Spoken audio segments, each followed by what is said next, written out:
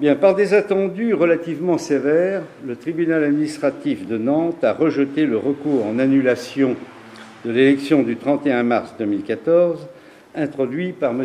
Yves Roucher. La campagne électorale, que certains ont voulu prolonger au-delà du résultat des urnes, est close.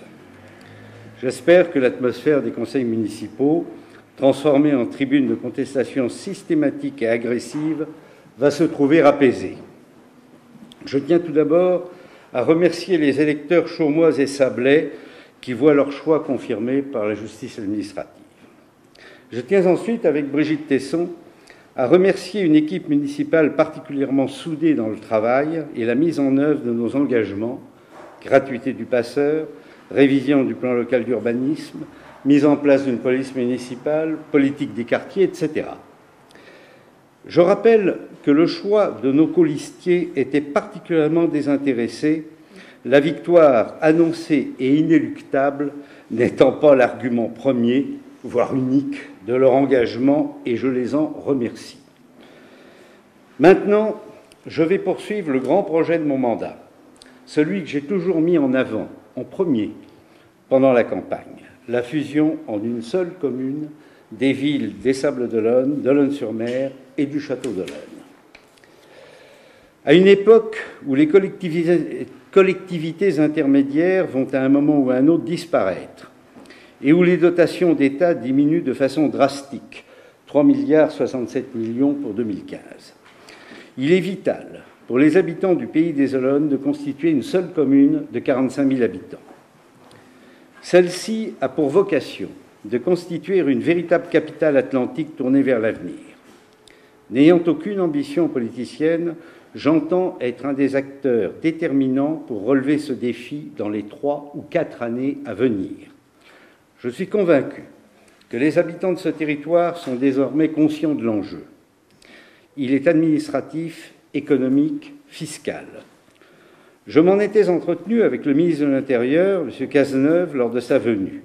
Il s'était montré particulièrement intéressé par ce projet volontariste.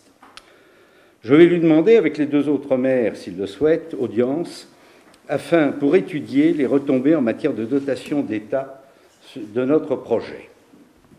Enfin, je pense aux électeurs et aux électrices de toute catégorie sociale, y compris les plus modestes, et de toute génération que nous avons rencontrés au cours de cette campagne électorale et qui nous ont fait part de leurs difficultés. Nous allions, après évaluation de leurs besoins qui est en cours, consacrer nos efforts, tous nos efforts, à répondre à leurs attentes. La mission sera alors accomplie. Il s'agissait de l'argumentation d'Yves Roucher, qui avait intenté un recours contre l'élection du 31 mars. Donc, un certain nombre d'arguments avaient été soulevés, qui sont écartés, balayés d'ailleurs, parfois de façon un peu sévère, par le tribunal administratif. Alors, le tribunal administratif de Nantes, c'est ce tribunal qui gère les élections, c'est spécial.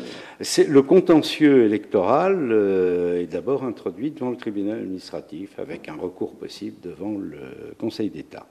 On a gagné par rapport à un sondage à l'époque qui avait été retoqué par le Conseil d'État, par la commission des sondages du Conseil d'État. On a gagné sur nos comptes de campagne qui étaient attaqués.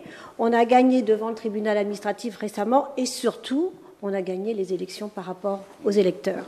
Et je voudrais dire, quand est-ce que l'opposition va nous considérer comme légitimes?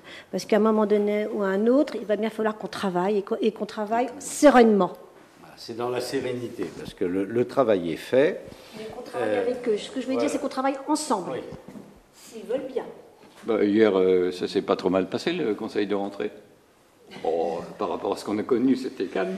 Oui. Entre-temps, à mon avis, il y avait eu les conclusions du rapporteur public. D'accord.